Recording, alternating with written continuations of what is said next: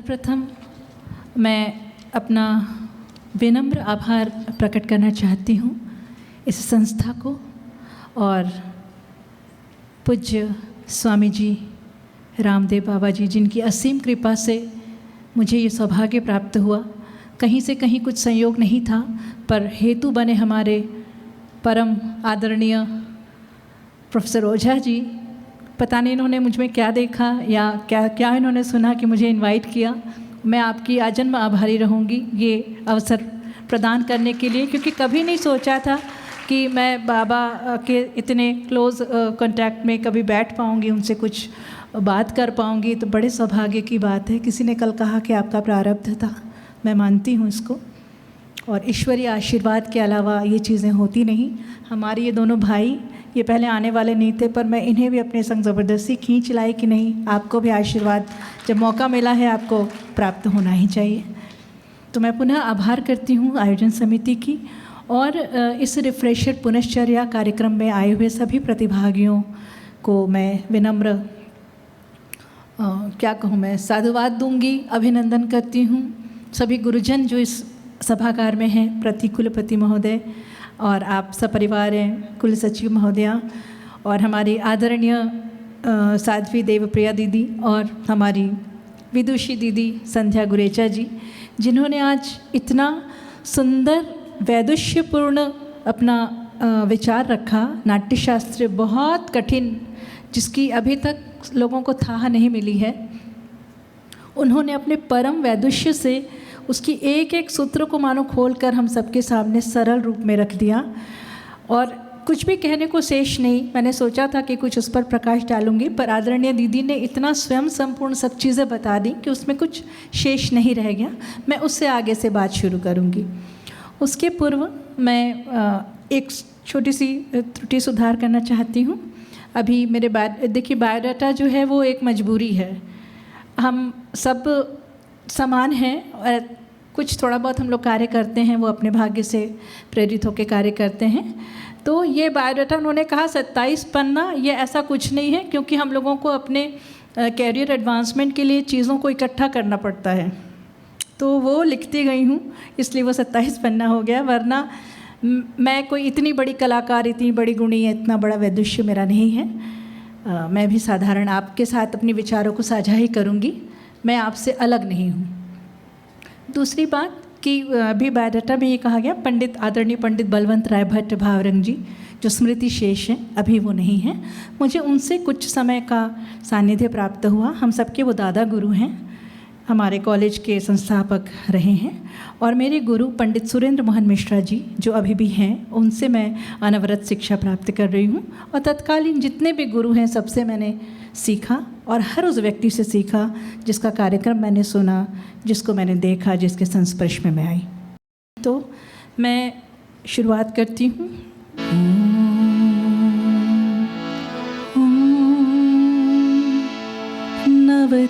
नवतृणदलवर्णं पंकजाक्षम्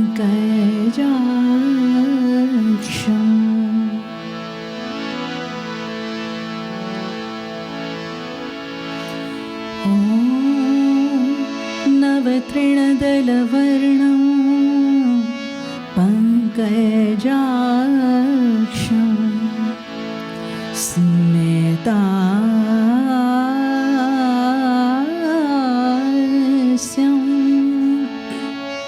करधृत शरचापं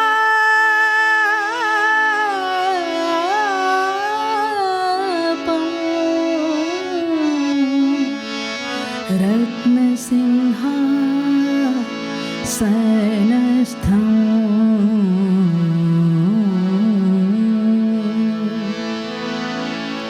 शिरसि मुकुट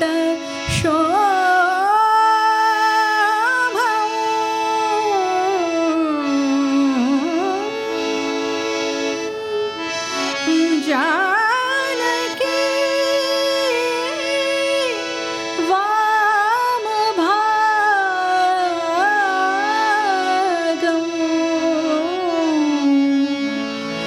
हृदय शिरसिरुहे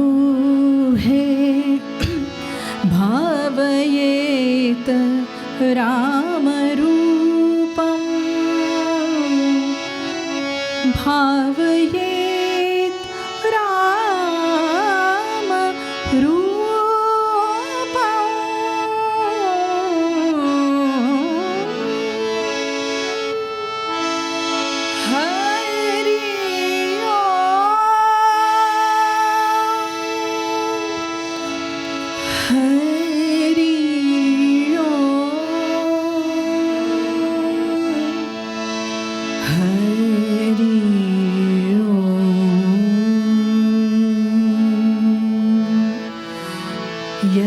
जाग्रतो दूर्मुदैति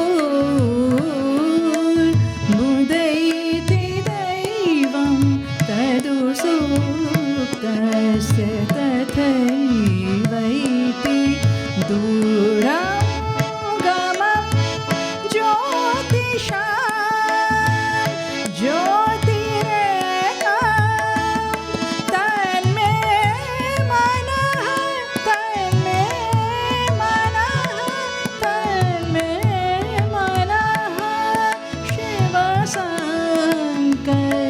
संकल्पमस्तु शिव संकल्पमस्तु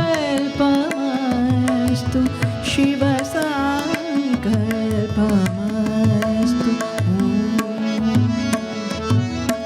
येन कर्माण्यपसो मनीषिणो यज्ञे कृण्वन्ति विदधेषु धीरा यदपुरवं यक्षमान्ता प्रजानां तन्मे मनः तन्मे मनः तन्मे मनः शिव संकल्पमस्तु शिव संकल्पमस्तु शिव संकल्पमस्तु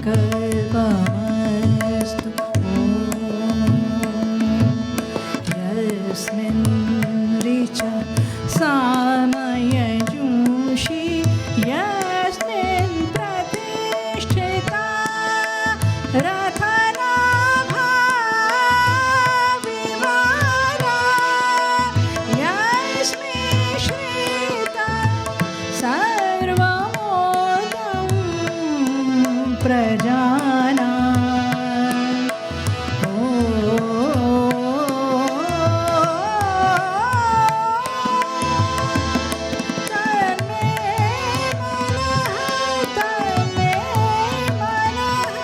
तन्मे मनः शिव संकल्पमस्तु शिव संकल्पमस्तु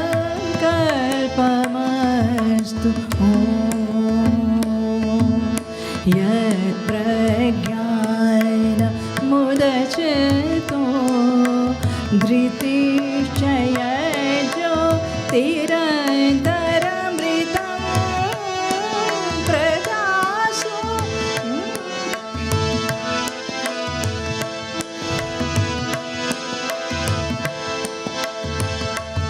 तन्मे मनः तन्मे मनः तन्मे मनः शिव संकल्पमस्तु शिव संकल्पमस्तु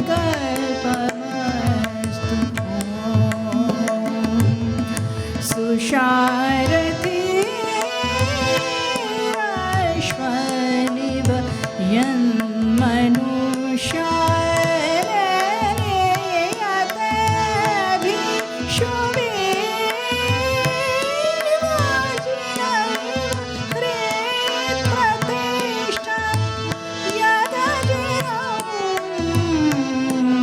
जविष्ठं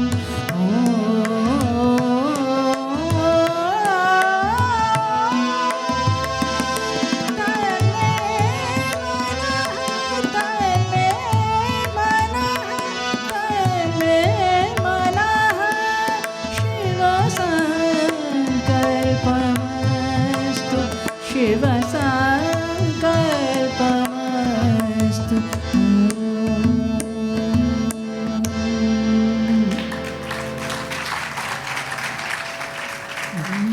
ये हम सभी को पता है कि प्राणियों में आदमी ही विवेक के साथ जन्म लेता है। आत्मा अभिव्यक्ति करने की उसमें ही क्षमता होती है और वो श्रेष्ठ प्राणी माना गया है। सभ्यता के सतत विकास के साथ साथ कलाओं का भी विकास हुआ और इनमें ललित कलाएं और उनमें भी सर्वाधिक मुखर कला थी संगीत कला। संगीत के अगर इतिहास पर हम दृष्टिपात करें तो संगीत संबंधी चिंतन धाराओं यथा श्रुति, नाद, श्रुति, स्वर, राग संबंधी तत्वों पर सभी पर अत्यंत सूक्ष्म चिंतन हमारे प्राचीन ऋषियों ने किया है। और हमारी इस संगत जो हम आज इस संगीत को हम अपने साथ पाते हैं उसका उत्स सामवेद ही है। वैदिक परंपरा से प्राप्त श्रव्य को मौखिक संप्रेषण का आधार बनाकर आज भी ये परंपरा चली आ रही है और इसके मूल में आध्यात्म, दर्शन और वैज्ञानिक अंतर्दृष्टि संपन्न आचार्यों का गहन अध्ययन है। सभ्यता के साथ अविच्छिन्न रूप से जुड़ा शब्द है संस्कृति और जिसका मुख्य आधार भौगोलिक, सामाजिक, राजनीतिक, आर्थिक और सांस्कृतिक गतिविधियाँ हैं जो किसी भी देश के व्यक्तित्व का निर्माण, संवर्धन और संरक्षण करती हैं। उपरोक्त में से किसी भी स्तर पर परिवर्तन या उतार चढ़ाव यदि आता है तो वो संस्कृति को सीधा प्रभावित करता है। इसलिए हम इतने कॉन्शियस हैं अपनी संस्कृति के रक्षण में और जिसके फलस्वरूप आज हम जहाँ बैठे हैं वो हमारी देश की महान संस्कृति को रक्षा करने की भूमिका में एक महत्वपूर्ण भूमिका अदा कर रही है। कलाओं में श्रेष्ठ कला है संगीत और जैसा आप सभी को पता है भर्तृहरि ने कहा है कि जिस व्यक्ति के पास साहित्य, संगीत और कला को अप्रिशिएट करने की सूझबूझ नहीं है वो एक पशु के समान ही है। संगीत की प्रशंसा में स्वयं भगवान कहते हैं, संगीतज्ञों के प्रति आश्वासन पूर्ण वचन है कि वेदों में मैं सामवेद हूँ क्योंकि वो संगीतमय है। देवर्षियों में मैं नारद हूँ जिनकी प्रसिद्धि भक्त संगीतकार के रूप में है तथा कालयात्महम गिनती करने वालों में मैं ताल हूँ। भगवान ने ये भी कहा है कि हे नारद, मैं बैकुंठ में निवास नहीं करता और न ही योगियों के हृदय में रहता हूँ। मेरे भक्त जहाँ गाते हैं मेरा निवास वहीं है।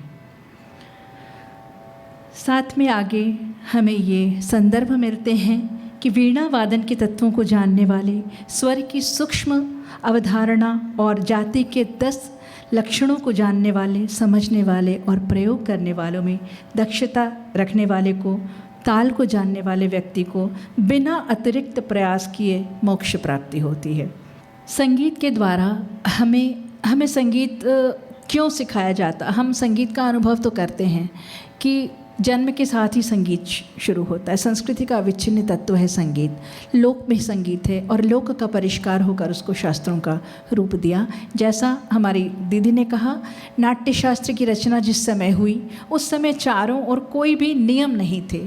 संगीत तो ज़रूर था परंतु उनके लक्षणों को स्थिर नहीं किया गया था।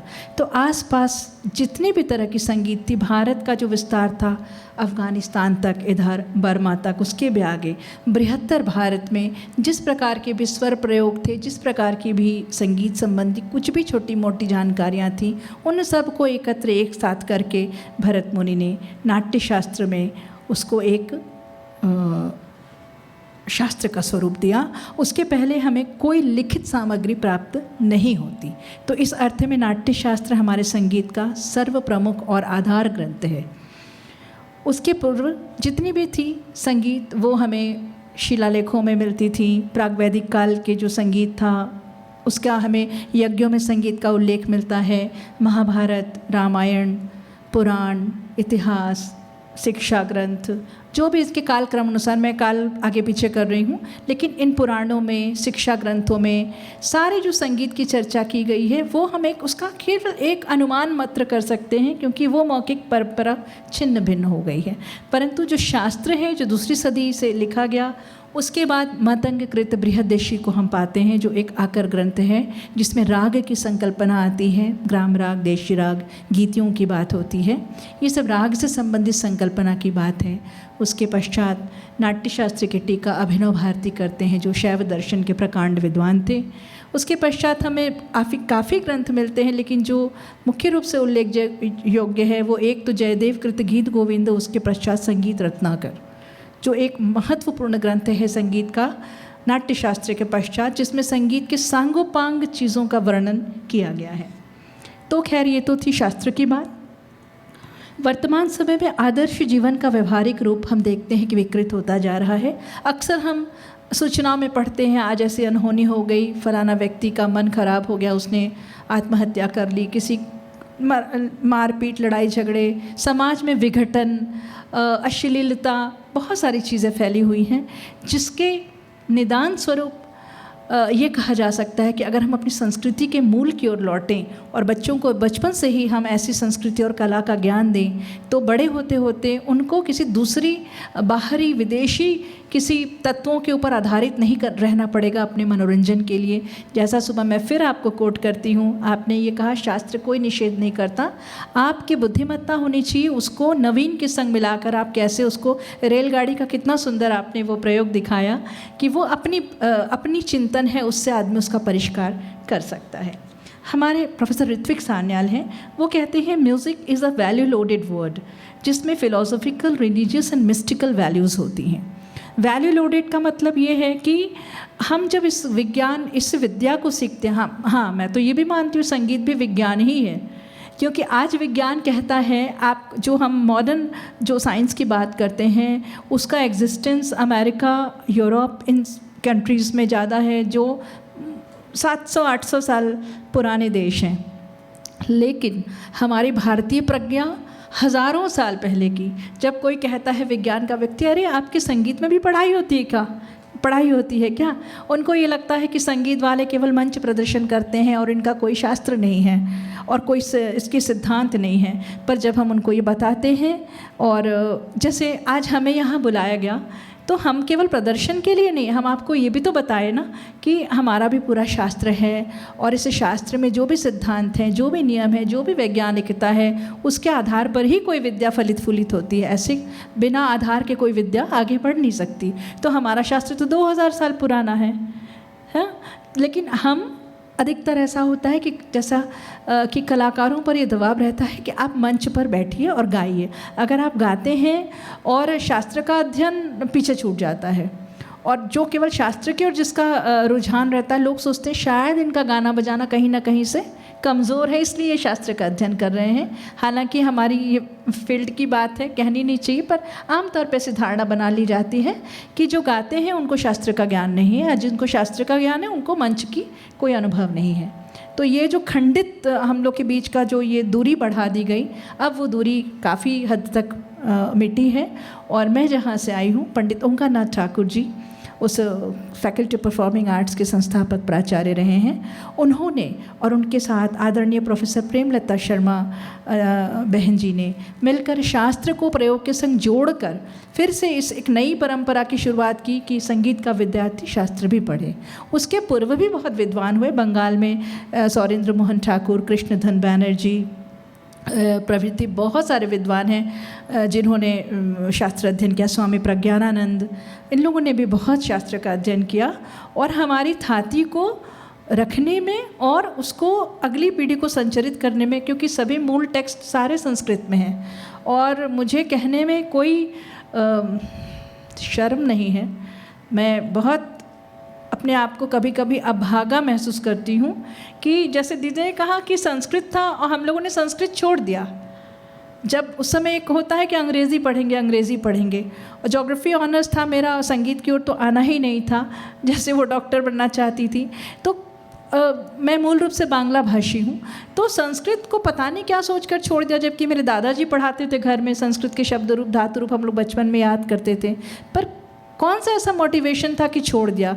अब लगता है कि अगर पहले पता होता कि संगीत की पढ़ाई करनी है तो संस्कृत कभी ना छोड़ा होता, तो वो जो मुझे और ज़्यादा ज्ञान होता उसका, जो आज हम ट्रांसलेशन पर आधारित हैं, उस समय हम उस मूल ग्रंथ को खुद पढ़ सकते थे। तो ये एक कमी है। तो जो बच्चे संस्कृत पढ़ रहे हैं वो लोग बहुत भाग्यवान हैं, वो देश की संस्कृति के लिए बहुत मतलब थाती हैं, और हम सीख तो ज़रूर सकते हैं, ऐसा नहीं कि अभी भी सीख सकते हैं शायद, लेकिन वो गहराई नहीं आएगी जो आप बचपन से सीखते आ रहे हैं। तो ये एक मेरी बात थी, और ज़्यादा ना बोलते हुए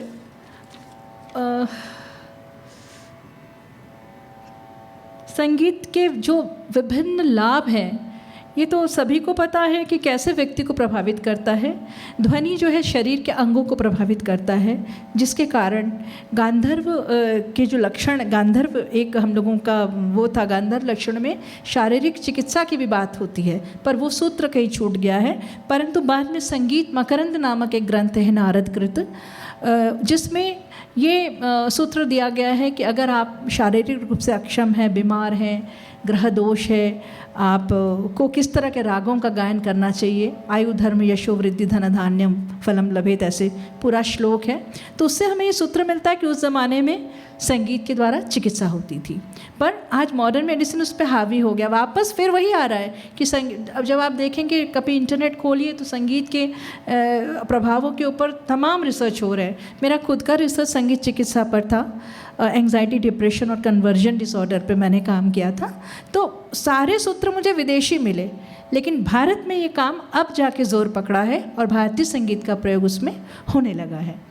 योग और संगीत, आयुर्वेद और संगीत, इन सब का रिसर्च में अभी एक बच्ची हमें सुबह मिली थी, यहाँ है कि नहीं, वो योगा और लंग कैपेसिटी बढ़ाने में वो उसका रिसर्च में वो हाँ सैनिकों पर जो हायर एल्टीट्यूड में रहते हैं उनके लंग कैपेसिटी बढ़ाने पर वो रिसर्च कर रही थी। तो बहुत अभिनव विषय है ये, और इसी तरह की लंग की कैपेसिटी बढ़ाने में संगीत और योग दोनों का बहुत इसमें सहायता हो सकती है। तो इतना इनोवेटिव काम यहाँ इस यूनिवर्सिटी में हो रहा है, तो इंटरडिसिप्लिनरी, ये तो पूरा मेडिकल साइंस से ही जुड़ता है, तो बहुत अच्छी बात है। संगीत सौंदर्य बोध और कलात्मक चेतना का विकास करता है, संवेदनशीलता का संचार करता है। संगीत के स्वरों का अभ्यास सही और गलत इसका सेंस क्रिएट करता है, अवधान में वृद्धि करता है। जो ध्यान और मनोयोग की बात है, जो हम योग से, प्राणायाम से, आसन से अपने अवधान में वृद्धि करते हैं, वो संगीत में भी अनायास होता है, क्योंकि जब हम स्वर लगाते हैं तो हमें वो बिल्कुल ध्यान लगाने पर ही वो सही स्वर, सही श्रुति, पूर्ण श्रुति पर वो स्वर लगता है। मानसिक शांति का माध्यम है। गणितीय अभियोग्यता में वृद्धि करता है, ऐसा कहा गया है। सहनशीलता, सहिष्णुता, सामूहिक व्यवहार के गुण सिखाता है। संयम और अनुशासन के साथ ही आचार विचार के तरीके सिखाते हैं। हमारी यूनिवर्सिटी में जो भी पारंपरिक विद्याओं की जो भी शिक्षा ले रहे हैं, आप सब देखेंगे उनमें अभी भी चरण स्पर्श करके आशीर्वाद देने की प्रवृत्ति है, जबकि जो दूसरे विषयों के विद्यार्थी होते हैं उनमें बहुत सारी गुणों को सीखना अभी भी अभिप्रेत है, अभी भी बाकी है। रचनात्मकता की ओर प्रवृत्त करता है, नई नई रचनाएं करता है। क्रिएटिविटी, आत्मविश्वास का संचार करता है। परिष्कृत रुचि का विकास करता है। नैतिक और आध्यात्मिक मूल्यों का संचार करता है। सामाजिक भेदभाव दूर करता है। जाति, धर्म और भाषागत दीवारों को भी गिराता है। हमारे जो संगीत है उसमें शास्त्रीय, उपशास्त्रीय, सुगम, लोक विशाल भंडार है। तो शास्त्रीय संगीत में जो विधाएं हैं वो प्रबंध, छंद प्रबंध, जो कालक्रमिक रूप से जिनका डेवलपमेंट हुआ, ध्रुवपद, धमार, ख्याल, ठुमरी के संग सहयोगी जितनी विधाएं हैं, टप्पा, दादरा, फिर उसके अलावा ख्याल के साथ ही अनुचर और कलाएं हैं, तराना, तिरुवट, चतुरंग, जो डिफरेंट अंगों को जोड़कर बनी हैं, स्वर मालिका, राग मालिका, ताल मालिका। उसके अलावा जो है सुगम संगीत, जिसको हम प्रबंध के ही प्रकार कहते हैं। प्रबंध यानी एक प्रकार की प्रकृष्ट रचना जो बंधी हुई है, जिसको हम बंदिश कहते हैं। और पहला प्रबंध जो सूड प्रबंध है, जैसा दीदी ने कहा, जयदेव कृत गीत गोविंद सूड प्रबंध का, यानी कि जब हम स्वर, पद और ताल, ये तीन चीज़ें होती हैं, इनसे बंधी हुई रचना हम एक जगह फ्रेम करते हैं, वो बंधन रहता है। तो उसमें जो पद होते हैं उनको स्वरों में रचना करते हैं, काल की गति को ताल के संग नाप के जो रचनाएं बनती हैं वो प्रबंध, उनका विशाल विस्तृत क्षेत्र रहा है। उसी के परवर्ती रूप के बाद संस्कृत में प्रबंध गाए जाते थे। चर्या भी एक तरह की प्रबंध है। चर्या आप लोगों ने नाम सुना होगा, जो तांत्रिक पद्धति से उसकी जो मुद्राओं में भी दीदी चर्या की मुद्राएं होती हैं, जो आपने तांत्रिक मुद्राओं की बात की सुबह, तो प्रबंध, फिर ध्रुवपद।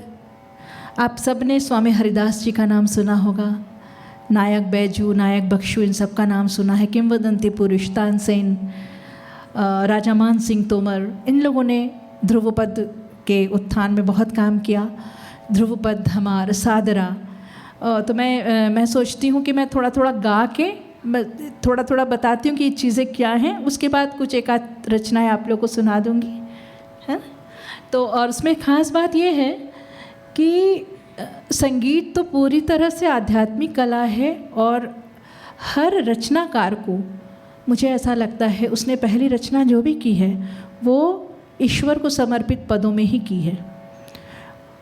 हमारे संत कवियों ने ऐसे ऐसे पद रचे हैं जिनको गाकर हम सामाजिक संदेश देते हैं, सही गलत की पहचान कराते हैं, ये हमारे पद। तो जो पद हैं, जो रागों का जो कॉन्सेप्ट है, वो रागों का एक समय सिद्धांत है। सुबह से लेकर रात तक के राग हैं, रागों के भाव हैं, रस हैं, उनका भी एक व्यक्तित्व माना गया। राग ध्यान है, जैसे अभी मैंने राम जी का ध्यान मंत्र पढ़ा, कि वो जो मैंने पढ़ा वो राम जी के चित्र को साकार करता हुआ, हम आंख बंद करके सामने राम जी को ही देखते हैं कि वो ऐसे हैं, वो वैसे हैं। तो वैसे ही ध्यान के मंत्रों को रचा गया। रागों का जो समय सिद्धांत है, रागों का समय सिद्धांत जो है, दिन का जो साइकिल है, चक्र है, सूर्योदय से सूर्यास्त तक। तो सुबह जो हम जो राग गाते हैं, उन रागों में जो स्वरों के प्रयोग होते हैं, कोमल, ललित, ढलता हुआ स्वर।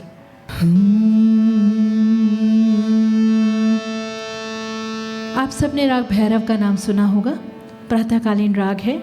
उसके भी पूर्व राग हैं, भटियार है, ललित है, भैरव है, सूर्योदय, सूर्य की लालिमा।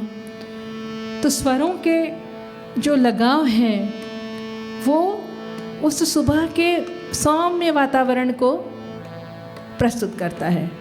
साथ में कुछ राग ऐसे होते हैं जो रागों के पद भी उस समय को या उस रूप को संकेतित करते हैं।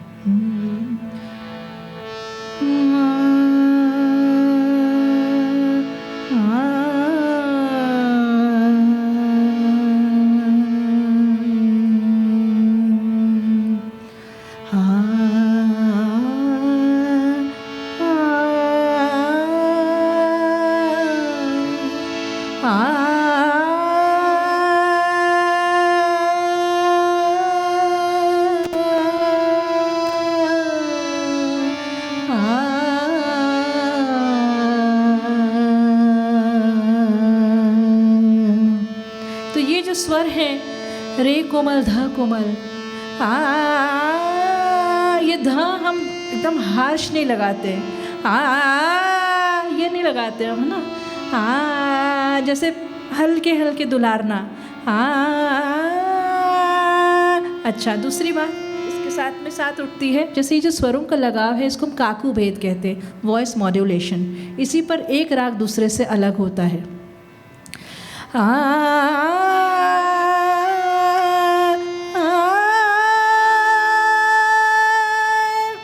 प्रभुदाता सबन के, प्रभुदाता सबन के,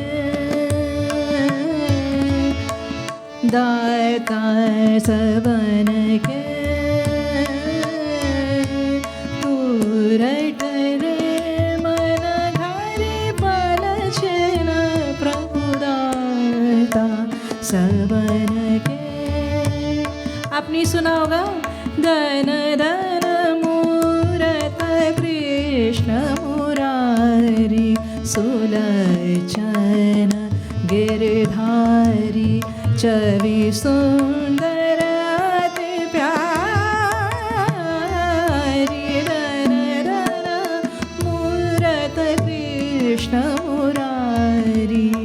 ऐसे सुबह का राग है ललित। मध्यम करो,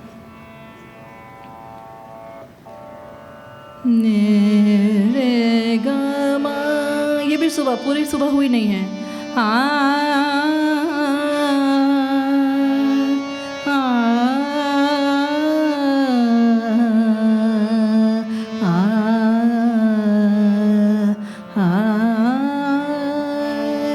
जोगिया मोरे घर आए,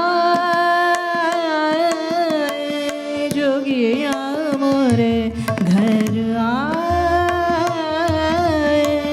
आए जी आए मोरा भाग जगाए, जोगिया मोरे घर आए।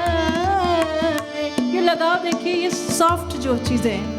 कानन कुंडल गल बिचसली, कानन कुंडल, कानन कुंडल गल बिचसली, अंग भभूत रमाए, जोगिया मोरे घर जोगी का स्वरूप है, लेकिन उनका जो रूप रचना है सॉफ्ट है। ऐसे दिन चढ़ने के संग और भी राग हैं। दोपहर का राग सारंग। सारंग एक राग है जिसके बहुत सारे प्रकार मिलते हैं। तो मैं सारंग का एक प्रकार गौड़ सारंग एक है, मदमात सारंग है। हालांकि गौड़ सारंग में सारंग नहीं है, मदमात सारंग सुनाती हूँ। रंग दे रंग रे जवान, ये रंगरेज हमारा ईश्वर है। रंग दे रंग रे जवान, रंग दे रंग रे जवान, जैसे मोरे पिया की पागलिया, रंग दे रंग जवान, रंग दे रंग रे जवान, ऐसी रंगा दे सुरंग चुनरिया, ऐसी रंगा दे सुरंग चुनरिया, जैसे मोरे पिया की पागलिया, रंग दे रंग रे जवान। अब दिन चढ़ रही है। राग पटदीप। पटदीप की एक बहुत सुंदर बंदिश मैं आपको सुनाती हूँ, जिसमें अनहद की बात कही गई है और रचयिता है गुरु पंडित बलवंत राय भट्ट भावरंग जी।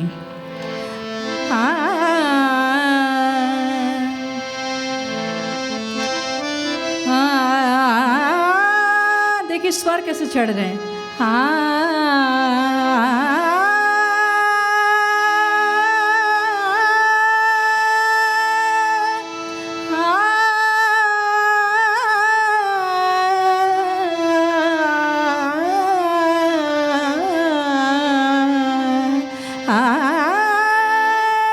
अनहद बाजे,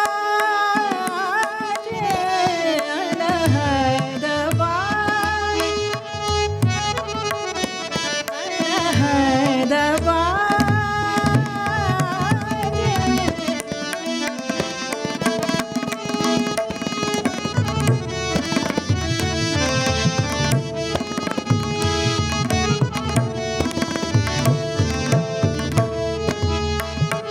आय जे अनहद बाजे, री सखी सुनहु प्यारी, धुनी करस गगन महल गाजे, अनहद बाजे, अनहद ताल मृदंग बेलगत नारी, ताल मृदंग बेलगत नारी, सुनत भई मैं तो सुरत पावरी, सुनहु प्यारी, धुनी करस शून्य महल साजे, अनहद बाजे। इसमें बात की गई उस अनाहत नाद की जो बज रहा है, गूंज रहा है, और हम उस नाद को सुनकर ये कहते सुनी मैं तो मतवारी बावरी हो गई। और ये कहते हैं हाँ, आप तो यहाँ सब योगी लोग हैं, आप शायद जानते हैं कि समाधि के विभिन्न स्थल पर घंटे की आवाज़, किंकिनी की आवाज़, नुपुर की आवाज़ सुनाई देती है। शायद यहाँ वही बात कही गई है।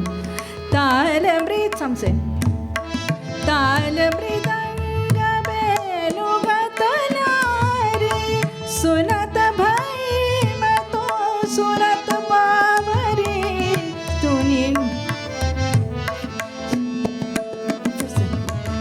ताल मृदंग बेनुगत नारी, सुनत भई मैं तो सुनत बावरी, सुनहु प्यारी धुनी करस, शून्य महल साजे अनहद बाजे अनहद।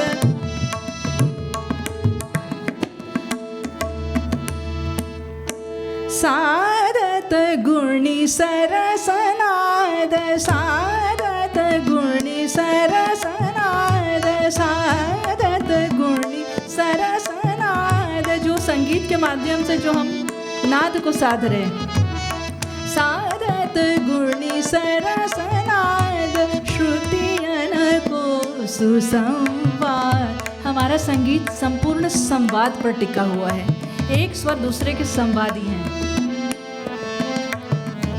सारत गुणी सरसनाद, श्रुतियन को सुसंवाद, भाव रंग प्रभु प्रसाद, सारत गुणी सरसनाद।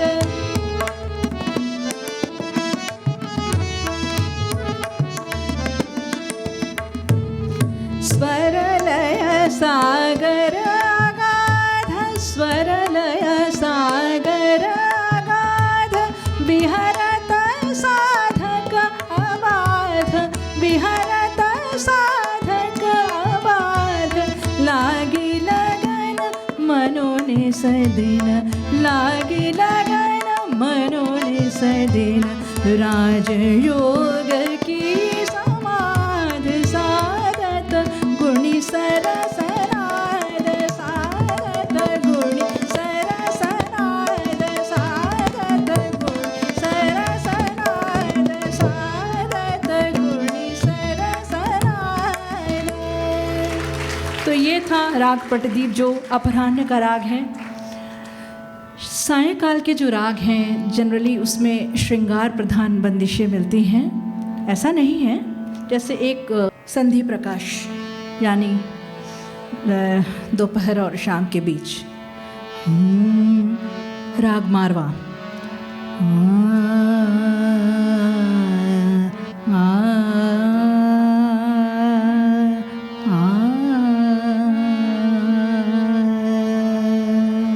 फिर स्वर ढलने लगते हैं। जगत, सबसे खूबसूरत बात यह है कि परंपरा से हमें जितनी बंदिशें मिली हैं और जो मैं आज आपके लिए चुनी हूँ, सारे देखिए ईश्वर की स्तुति में। जगत जननी जगदम्बा भवानी, बनारस घराने की बहुत प्राचीन बंदिश है। 1 2 3 4। जगत जननी जगदम्बा भवानी, जगत जननी जगदम्बा भवानी, जगत जननी जगदम्बा भवानी, कृपा करणी दुख हरणी सुख करणी, प्रणत जन शरणी भाव जरदि तरणी, जगत जननी जगदम्बा भवानी, जगत जननी जगदम्बा भवानी। हो पतित सेवक चरणन पर, बनारस घराने की जो रचनाकार राम सेवक मिश्र, पंडित दिलाराम मिश्र, जो सेवक उपनाम से रचनाएं करते थे, और इनका जो काल है 17वीं शताब्दी से इस घराने की शुरुआत होती है। ये मठाधीश थे गोंडा बलरामपुर के पास। मुगलों के आक्रमण के फलस्वरूप छिन्न भिन्न हो गए। हित हरिवंश जी की शरण में गए, वृंदावन में, कुछ काशी आए, कुछ नेपाल चले गए। हाँ पतित सेवक चरणन पर मुझ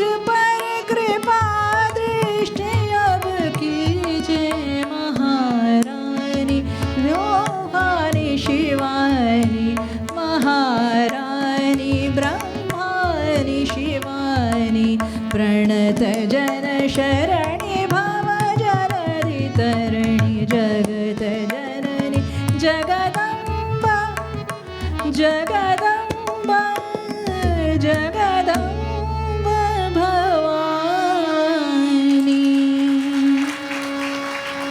सायंकाल का समय राग भूपाली एक बहुत सुंदर सी बंदिश है, श्रृंगारिक बंदिश तो है, लेकिन अगर हम इसको इस दृष्टि से देखें कि हम जिसकी बात कर रहे हैं वो हमारा ईश्वर है।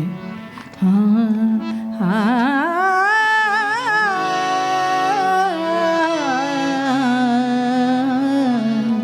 जब से तुम सन लागली, जब से तुम, यानी आपसे जब से मेरी आपके संग जब से मेरा संयोग हुआ है उसकी बात सुनिए। जब से तुम सन लागली प्रीत नवेली प्यारे बलमा मोरा, जब से तुम सन लागली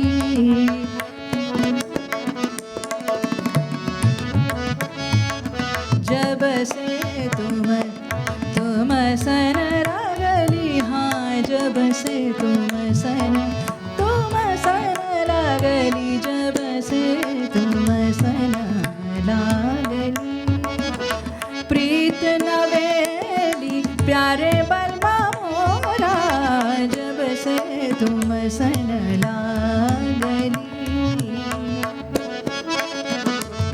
जो नैन ना देखूं तो है, जो नैन ना देखूं तो है, कल ना परत मोहे चर्चा करे सबसे हरी, जब से तुम सन लागली, जब से तुम सन, जब से तुम सन, जब से तुम सन लागली। राग कलावती, राग थोड़ी और बढ़ती है। माने ना पिया मोरी बात।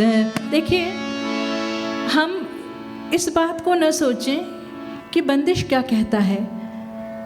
जो सुबह भाव की बात होती, श्रृंगार और वियोग और संयोग, इसका एग्जिस्टेंस तो है, हम इसको नकार नहीं सकते, पर इसके समझने के तरीके में परिष्कृतता होनी चाहिए, परिष्कृत रुचि की समझ होनी चाहिए। माने ना पिया मोरी बात, माने ना पिया मोरी बात, ऐसे निठुर करत नित घात, माने ना पिया मोरी बात।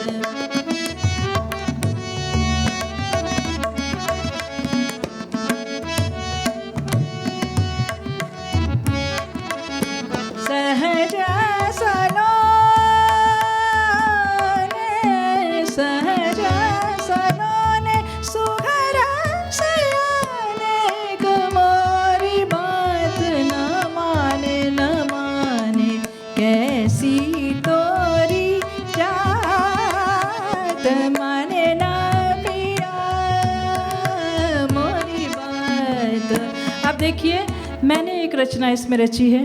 दुर्गे दयानी दानी, दुर्गे दयानी दान, प्रणत बालिके तुमातु, प्रणत बालिके तुमातु, दुर्गे दयानी दान, प्रणत बालिके तुमातु, प्रणत बालिके। असुर दलनी अभय करणी, असुर दलनी अभय करणी, महिषासुर मर्दिनी, असुर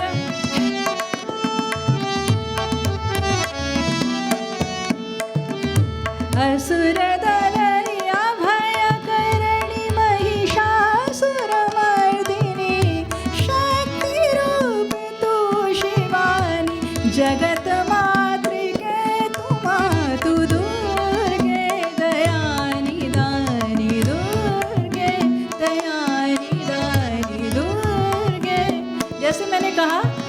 शायद ये मेरी पहली रचना है और दुर्गा जी पर ही बनी।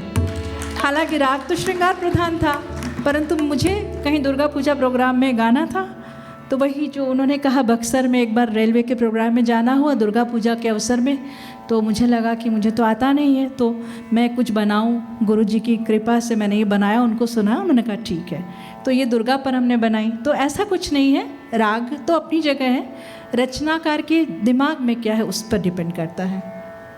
तो ये हमारी शाम की राग है, राग दुर्गा।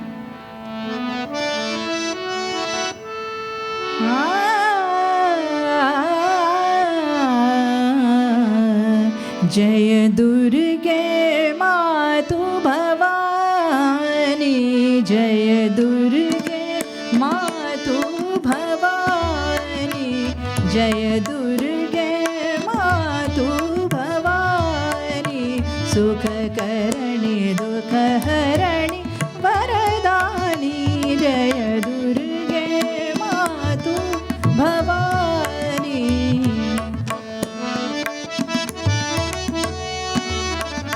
इसका अंतरा मैं भूल रही हूँ, क्षमा चाहती हूँ। तो ऐसे ही रात चलती है, राग बढ़ते हैं, राग मालकौंस हैं, राग दरबारी है, और भी कई रात्रि सोहनी है, पुरिया है, बहुत सारे राग हैं। तो अब इस यात्रा को यहाँ समाप्त करके मैं आपको कुछ बनारस की कुछ खासियत आपको थोड़ा बताना चाहती हूँ। बनारस, ठुमरी, दादरा, कजरी, झूला, होली, रसिया, चैती, तो सबका बस दो दो लाइन में करके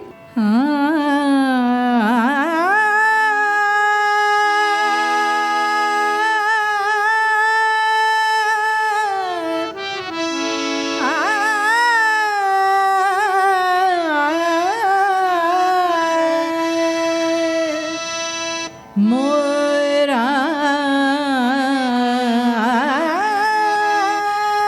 फिर से वही बात है, मोरा सैया बुलावे वही पार, नदिया बैरी भई भवसागर। ईश्वर मुझे बुला रहा है, लेकिन जो दुनिया है वो मुझे रोक रही है, मैं उस पार नहीं जा सकती। हाँ,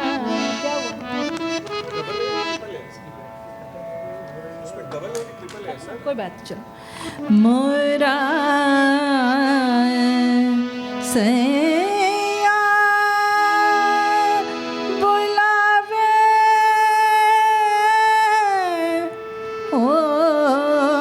ओही पार रे, नदिया नदिया बैरी भई, हाँ, नदिया बैरी भई, मोरा सैया सैया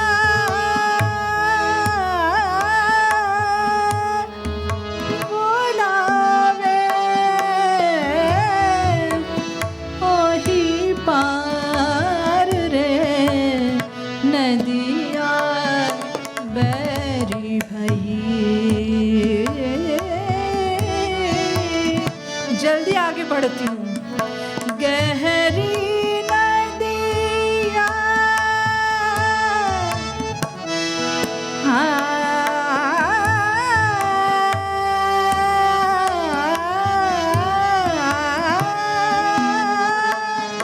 गहरी नदिया नाव पुरानी, गहरी नदिया नाव पुरानी, खेवटिया मतवार रे, नदिया बैरी भई, नदिया बैरी भई। तो ये है ठुमरी, इसमें बोल बनाते हैं, पूरब अंग का बोल बनाने की, जैसे नदिया नदिया उसी बात को कई तरह से मोरा सैया सैया बुलावे, इसी तरह से हम बोल बनाते हैं। दूसरी शैली है दादरा, मध्यम कर दो। ये बहुत प्यारा एक दादरा है। आप सब पद्म विभूषण गिरिजा देवी जी के नाम से सभी परिचित हैं। उनसे सौभाग्य मिला था सीखने का। हमारे यहाँ विजिटिंग प्रोफेसर थी, तो उनसे 2-3 चीज़ें सीखी थी। उसको मैं प्रसाद की तरह अपने संग लगा के रखती हूँ और हर मंच पे मैं इसको ज़रूर गाती हूँ। हाँ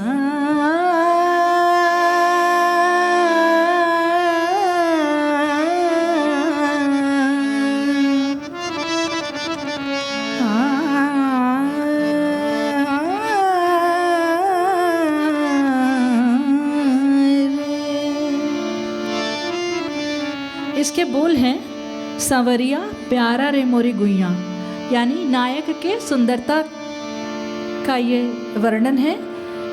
कहते हैं वो तो ठाड़े, हमारे तो जो संगीत है उसमें शाश्वत नायक श्री कृष्ण है। शाश्वत नायिका श्री राधा जी, शाश्वत नायक श्री कृष्ण। तो कृष्ण जी से ही उपमा है। वो तो ठाड़े कदम की छैया, वो इतने सुंदर हैं और कदम के पेड़ के नीचे खड़े हैं और धूप से वो कुम्हला गए हैं। फिर कहती है नायिका कि वो इतने सुंदर हैं, जब वो ढाल तलवार लेके पगड़ी बांध के निकलने को तैयार होते हैं तो कई सारे लोगों की नज़रें उन पर टिक जाती हैं। तो यही है उसकी कहने की बात है। सांवरिया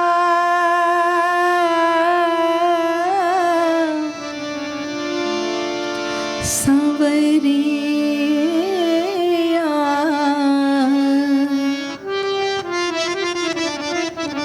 सांवरिया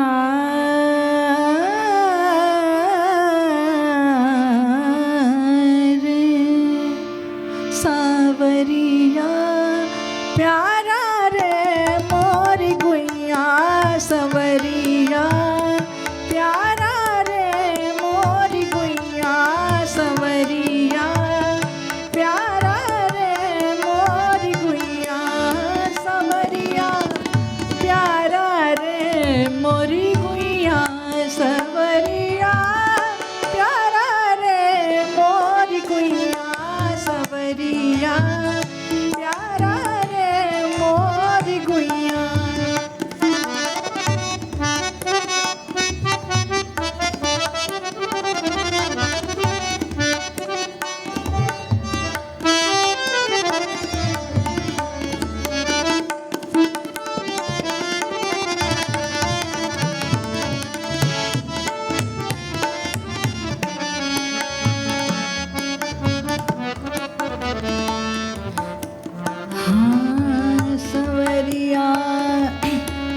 प्यारा रे मोरी गुइया, सांवरिया सांवरिया प्यारा रे मोरी गुइया, सांवरिया।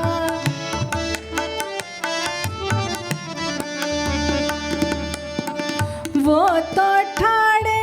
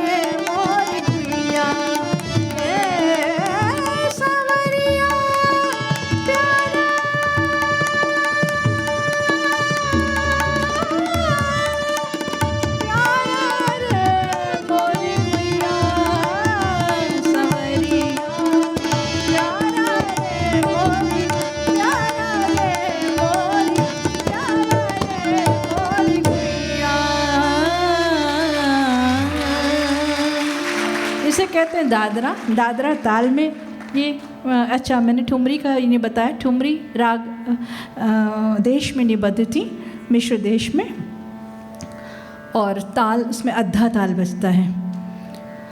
ये राग पीलू में निबद्ध था, इसमें दादरा ताल बजती है। दादरा एक शैली भी है, दादरा एक ताल भी है। दादरा ताल में ही दादरा गाया जाए ज़रूरी नहीं है। एक राग, एक ताल है कहरवा, उसमें भी गाते हैं। एक विधा है होली। तो होली जो चलता हुआ अर्थ में होली, वो मैं नहीं गा रही हूँ, डफ की होली गा रही हूँ, जिसमें नायिका कहती है रंग डालूंगी नंद के लालन पे रंग डालूंगी। तो वही है, कृष्ण नायक है और नायिकाएँ कहती हैं कि हम उनको रंग डालेंगे। और एक होली कौन सी बता रहे थे हम लोग, कहाँ संग फागुन खेलेंगे। अच्छा, मैं वो नहीं सुनाती, पहले होली सुनाती हूँ एक और, उसके बाद उसका जोड़ा सुनाऊंगी। फाग, ये भी बहुत अनकॉमन रचना है।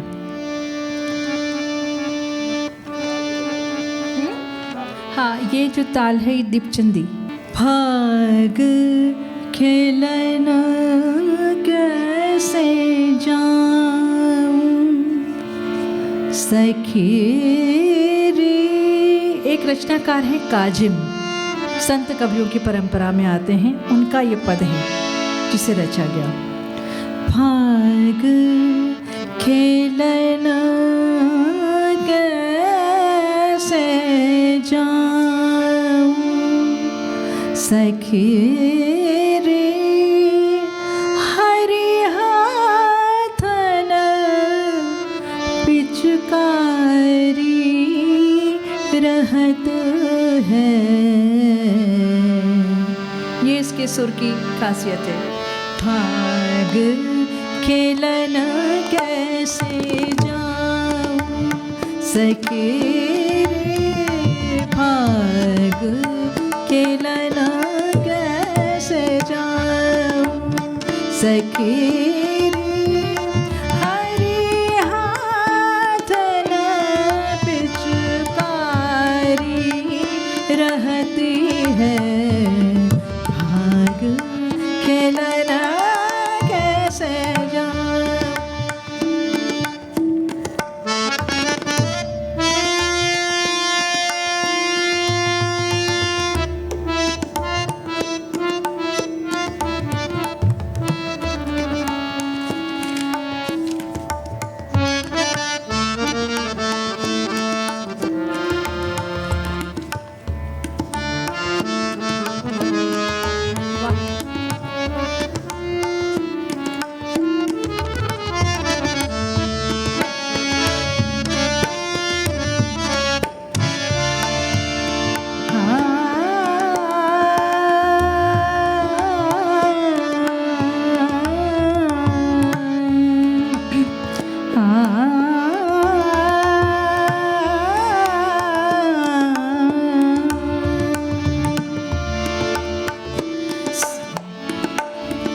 सबकी चुनरिया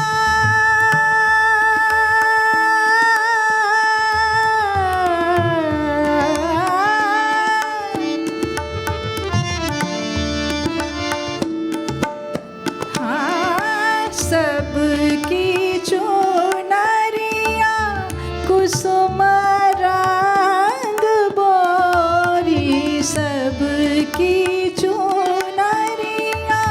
कुसुम रंग बोरी, मोरी चुनर गुलनार रहत है। भाग खेलना कैसे जाऊं सखी रे, हरि हाथ न पिचकारी रहत है।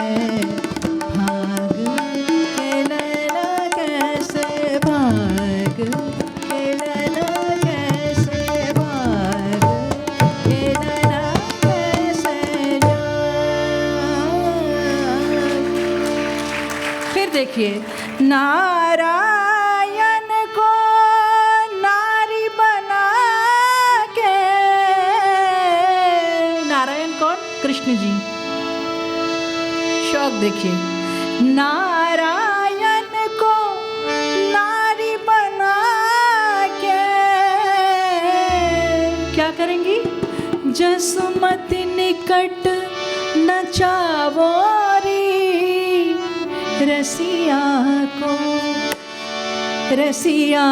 को नार बनावो रे, रसिया को नार बनावो रे, रसिया को नार।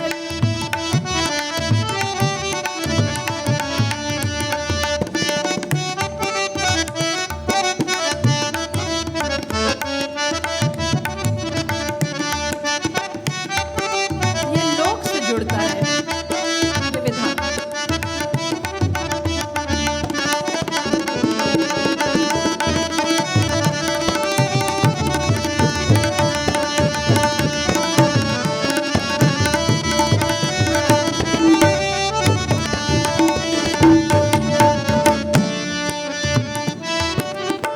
कटी लहंगा उर माही कंचु के,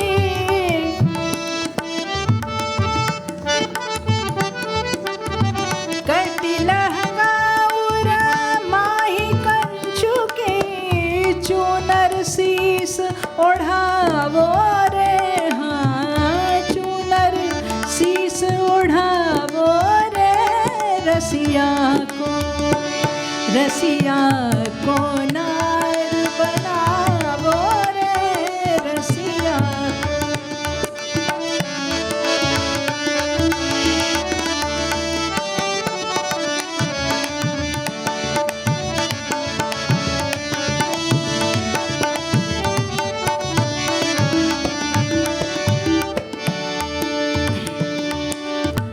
बैंदी भाल नैन बिच कजरा, बैंदी भाल,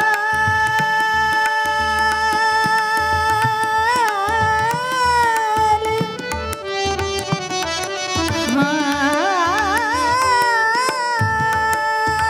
बैंदी भाल नैन बिच कजरा, नक बेसर पहनावो री, हाँ नक बेसर पहनावो री, रसिया को नार बनावो रे, रसिया को नार बनावो रे, रसिया को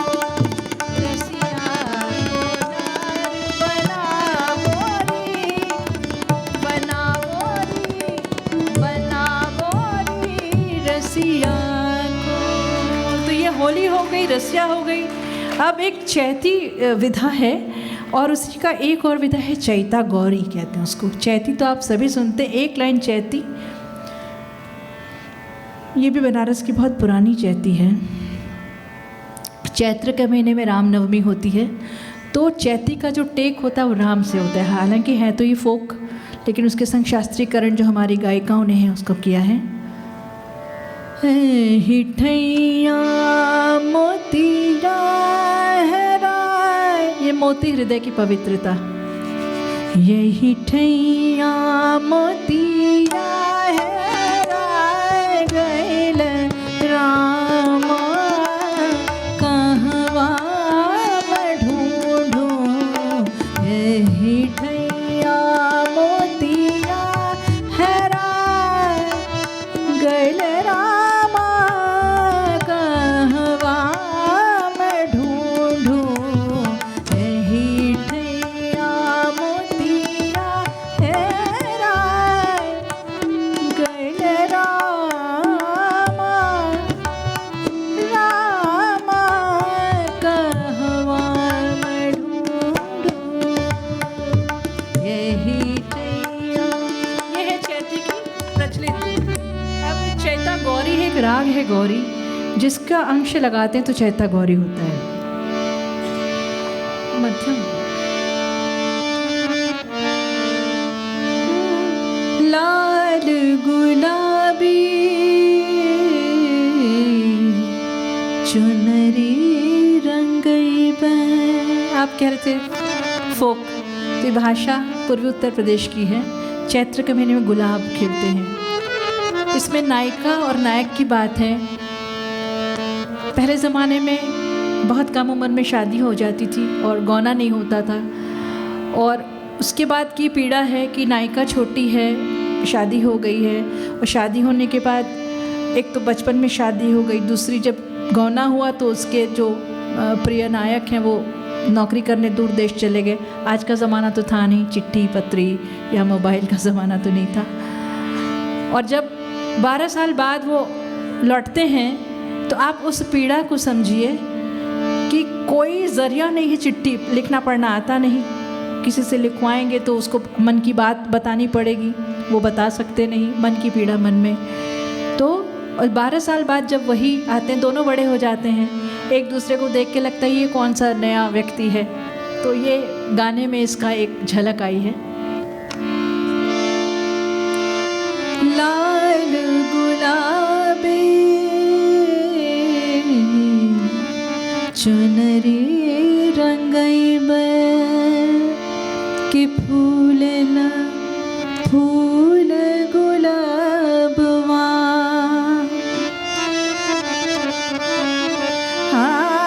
आँखियन में निदिया। चैत्र के महीने में नींद बहुत आती है, एग्जाम का महीना होता है वो। आँखियन में निदिया जो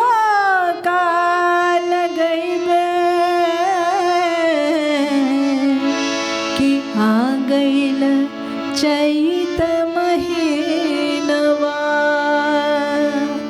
सूतल निदिया जगावे हो रामा भोर ही भोरे।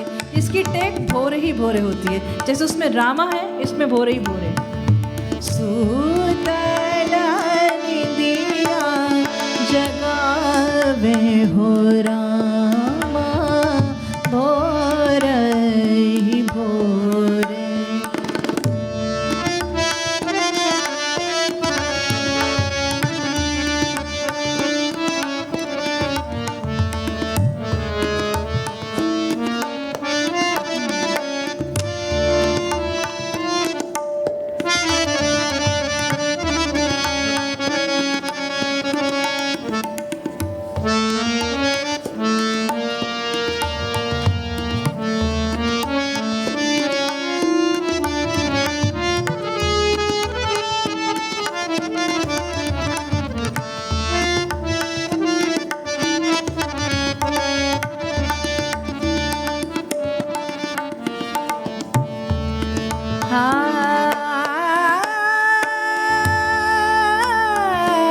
जब मैं रहली 12 बरस की, जब मैं रहली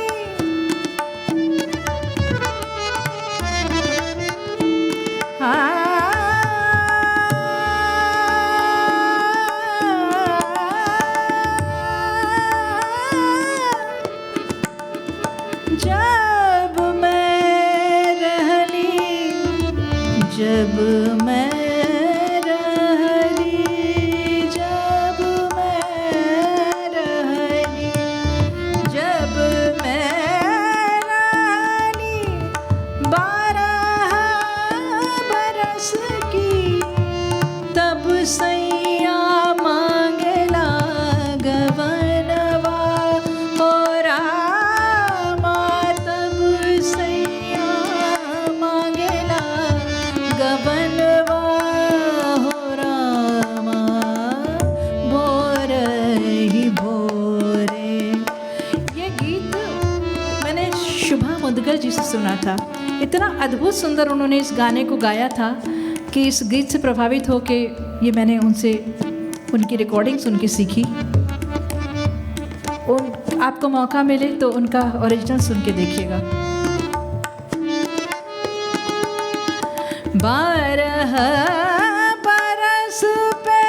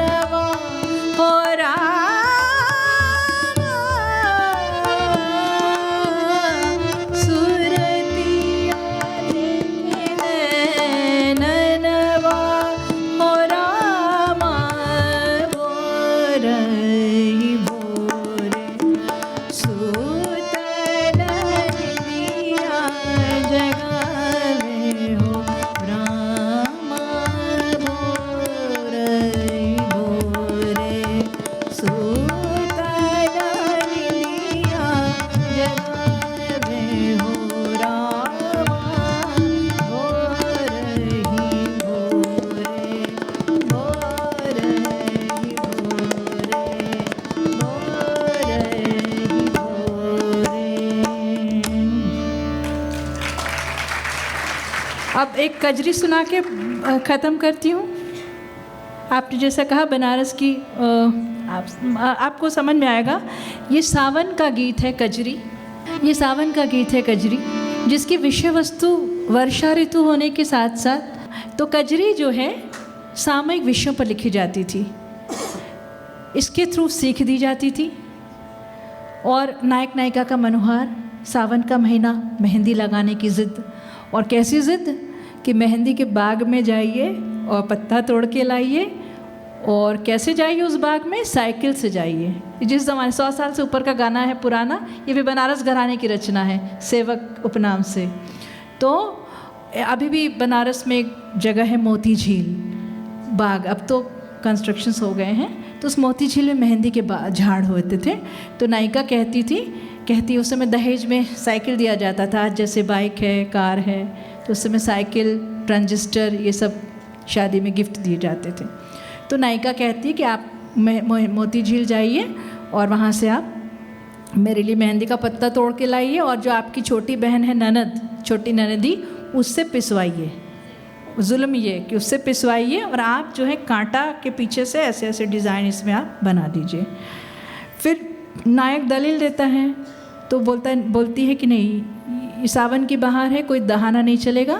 नायक कहता है अगर हमें पकड़ लिया तो वो कहती है कि अगर पकड़ लेगा तो मैं आपको लड़के वकील से छुड़वाऊंगी, लेकिन आपको लाना ही है।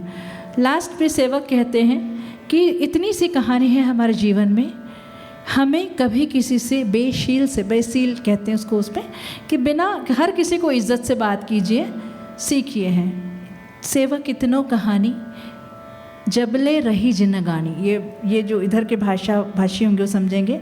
जबले रही जिनगानी मतलब जब तक जिंदगानी रहेगी, जिनगानी कहते हैं उसको।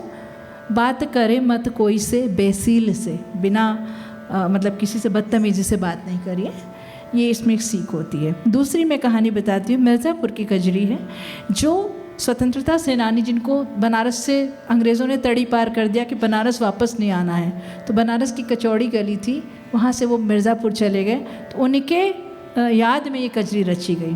तो पहले मैं ये सुना रही हूँ बनारस वाली। यह सावनी बहार, ये सावन की बहार है, बात कटना हमार, मेरी बात ना कटे। यह सावनी बहार, बात कटना हमार,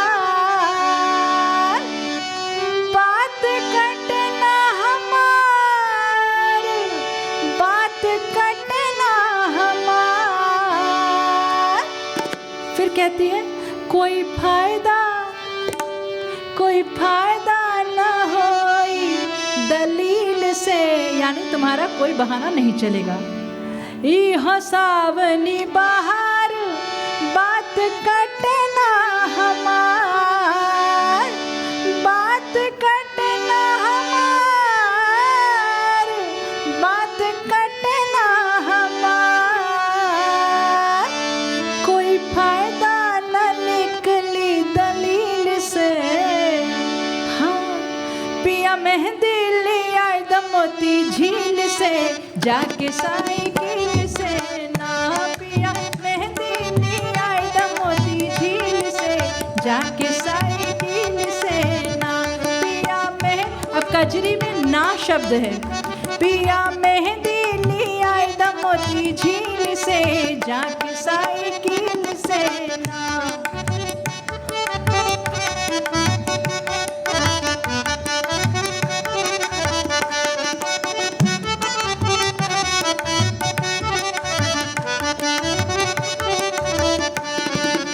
मेहंदी लियावा छोटी ननदी से पिसवावा, पिया मेहंदी लियावा छोटी ननदी से पिसवावा, छोटी ननदी से पिसवावा, छोटी ननदी से पिसावा, छोटी ननदी। पिया मेहंदी लियावा छोटी ननदी से पिसावा, हमरे हथवा लगाई दा कांटा कील से, जाके साइकिल से ना, हमरे हथवा लगाई दा कांटा कील से, जाके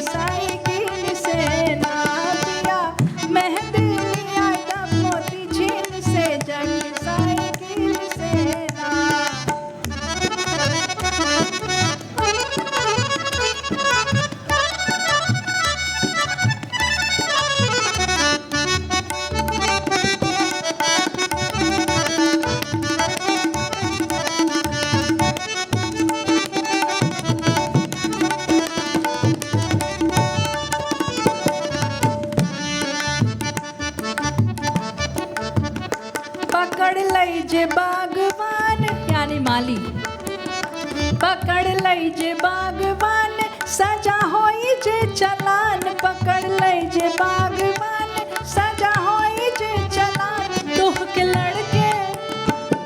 के लड़के छोड़ाइब अपील से, जाके साइकिल से ना। तोह के लड़के छोड़ाइब अपील से, जाके साइकिल से ना। पिया मेहंदी लिया दा मोती झील से, जाके साइकिल से ना।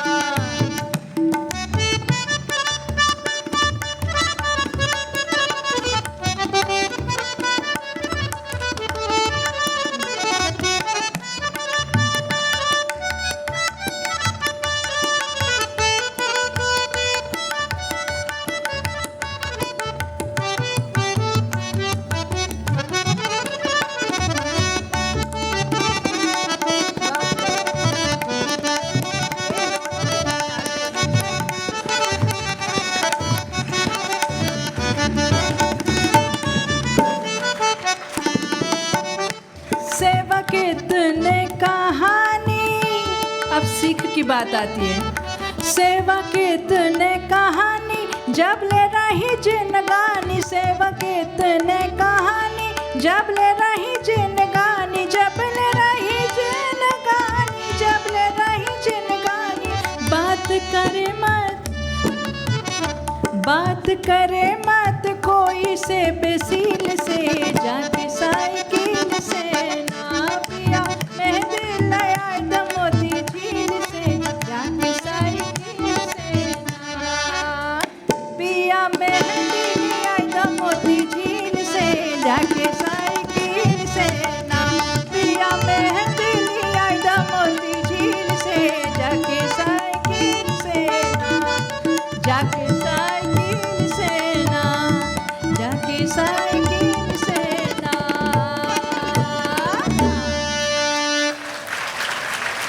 मिर्जापुर कैला गुलजार हो, यानी मिर्जापुर को आपने आबाद कर दिया।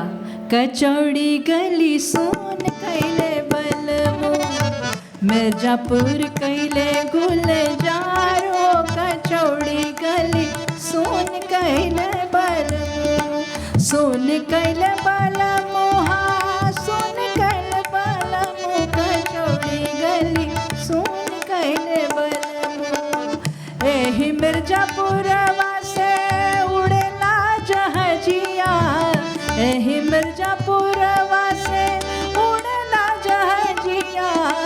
पिया चल गईल रंगून हो, कचौड़ी गली सोन कैले बलमो।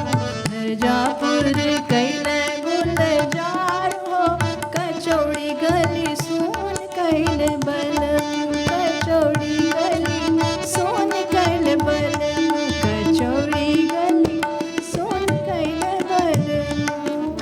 अंत में मैं आप सबसे रिक्वेस्ट करूंगी, हमारे डॉक्टर इंद्रदेव चौधरी से मैं अनुरोध करती हूँ एक कुछ भी छोटा सा सुना दे। वो इतने अच्छे गाते, मैं उनको ज़बरदस्ती पकड़ के अपने संग बजवा रही हूँ। एक चीज़ आप प्लीज़ कुछ सुना दें, कोई भी आप, इतनी देर 5 मिनट और। झूम ले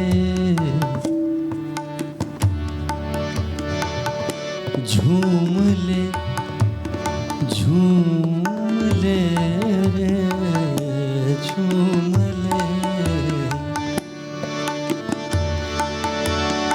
झूम ले झूम ले झूम ले, हंस बोल ले, झूम ले हंस बोल ले।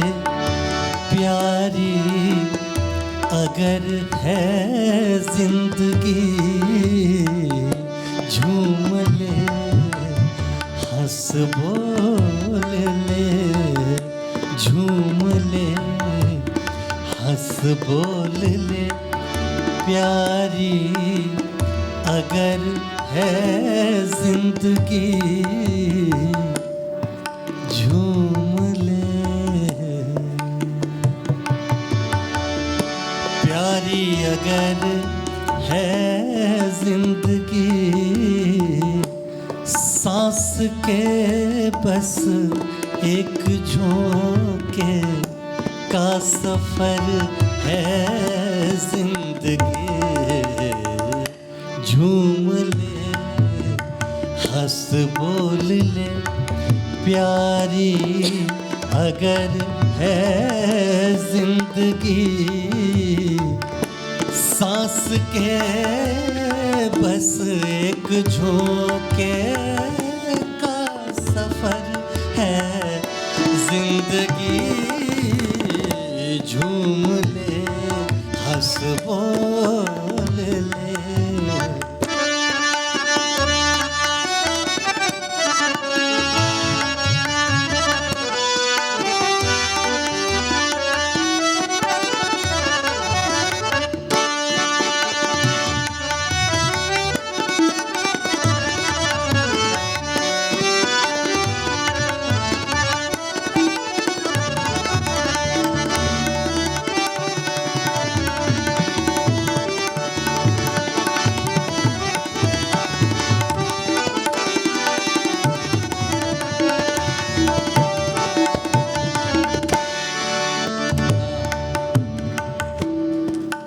बड़े अच्छे शब्द हैं।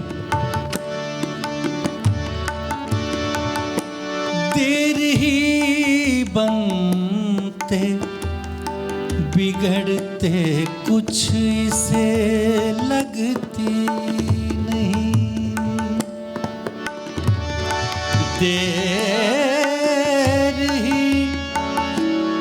देर ही बनते, देर ही बनते बिगड़ते कुछ इसे लगती नहीं।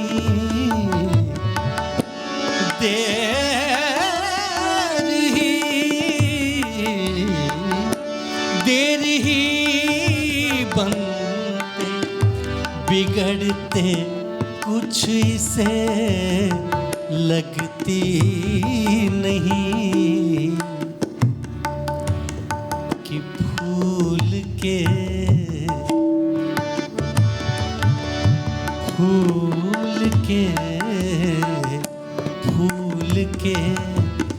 दीवार पर, फूल के दीवार पर, फूल के दीवार पर शबनम का घर है जिंदगी। फूल के दीवार पर शबनम का घर है जिंदगी। सांस के बस एक झोंके का सफर है जिंदगी। झूम ले, हंस बोल ले, प्यारी अगर है जिंदगी। झूम ले, हंस बोल ले।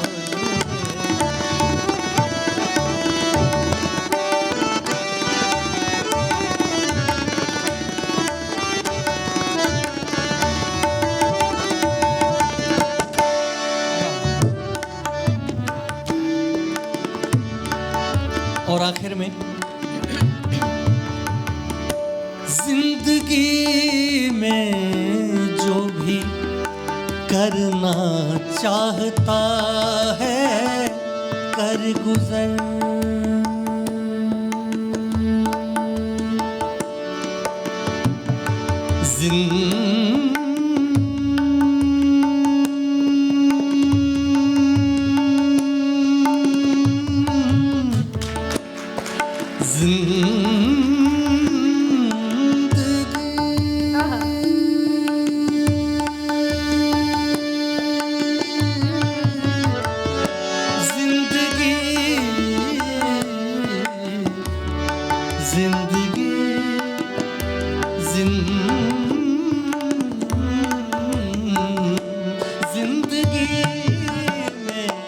जो भी करना चाहता है कर कर गुजर जिंदगी में, जो भी करना चाहता है कर गुजर। क्या खबर, क्या खबर, क्या क्या क्या खबर, क्या खबर वर्षों की है, क्या खबर वर्षों की है, या लम्हा भर है जिंदगी। क्या खबर वर्षों की है, या लम्हा भर है जिंदगी। सांस के बस एक झोंके का सफर है जिंदगी। झूम ले, हंस बोल ले, प्यारी अगर है जिंदगी। झूम ले, हंस बोल ले, झूम ले, हंस बोल ले, झूम ले, हंस बोल ले।